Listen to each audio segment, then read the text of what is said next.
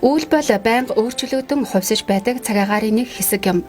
Үйл нь цаг агаарын тодорхой төлөв байдлыг нүдээр хараад тодорхойлж болох гайхалтай үзүүлэлт болдог бөгөөд тэрч байтугай удахгүй цаг агаарын нөхцөл байдал хэрхэн өөрчлөгдөхийг дохио болж чаддаг.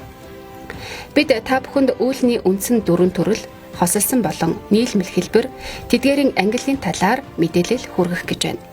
Түүнчлэн бид эдгээр өөр үүлний төрлүүд болон тэдгээртэй холбоотой цаг агаарын үзэгдлүүдийн тодорхой жишээнүүдийг харуулах болно. Үйлс нь тэдгээрийн үндсэн бүтэц болон агаар мандалд үйлсэн өндрөөрөө ангилагддаг. Үүлний үндсэн дөрвөн төрөл байдаг. Сэмжин үйл, бөөн үйл, давхраат үйл, борооны үйл. Эдгээр үүлний төрлүүдийн холимог эсвэл хосолсон төрөл байж болно. Сирус буюу сэмжин үйл бол дээд мандлын үйл бөгөөд газрын гадаргаас дээш 4.9-оос 15.2 км өндөрт үүсдэг. Сирус гэдэг нь латинаар буржгар үс гэсэн үг юм. Сэмжин үйл нь олон давхарлсан нэмгэн сэвсгэр бүтэцтэй тул буржгар үсийг санагдуулдаг. Сиро гэдэг үгийг дээд мандлын үйлийг илэрхийлж угтвар маягаар хэрэглэдэг. Сэмжин үйл нь цаг агаарын бүх үзэгдэл ажиглагддаг, шим мандлын дээд хэсгийн агаарт агуулгаддаг жижиг мөсөн талстуудаас тогтдог. Сэмжин үйл нь ихэвчлэн цаг агаарын ерөнхий төлөв байдлын шууд бус илтгэгч болдог. Заримдаа агаар мандлын дээд хэсэгтээ хүчтэй судал урсгалтай хамт ажиглагдах тохиолдол бий.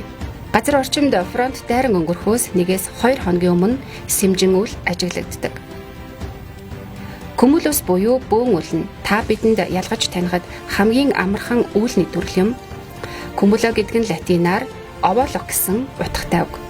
Бөөн үйл ихэвчлэн бусад үүлнээс салангад аслагдсан байх бөгөөд хөвсгөр хөвн шиг эсвэл цэцэгт байцаа шиг харагддаг. Эдгээр үйл нь доод мандлын үүлний бүлэгт хамаарагдах ба газрын гадаргаас хэдэн 100 метрээс хэдхэн мянган метрийн өндөрт үүсдэг. Давхраат үйл нь ялтас шиг эсвэл үүлнүүд давхарлцсан эсвэл уйлсан мэт харагдах бөгөөд онцгоос шинж чанар багтай үүлний төрөл юм.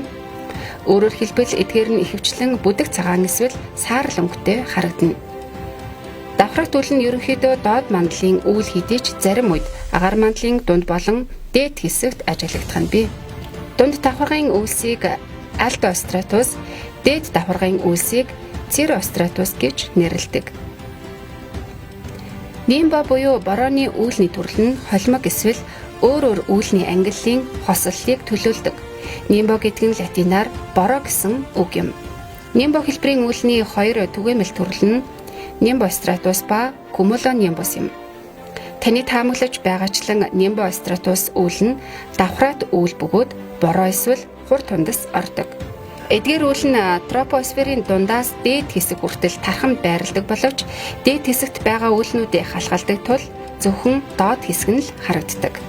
Cumulonimbus буюу борооны бөөн үйл нь мөн тропосферийн доод хэсгээс дээд хэсэг хүртэл үргэлжилдэг үүлний өвөрмөц хосолсон хэлбэр бөгөөд аянга цахилгаантай үйл гэдгээрээ илүү танигдсан байдаг.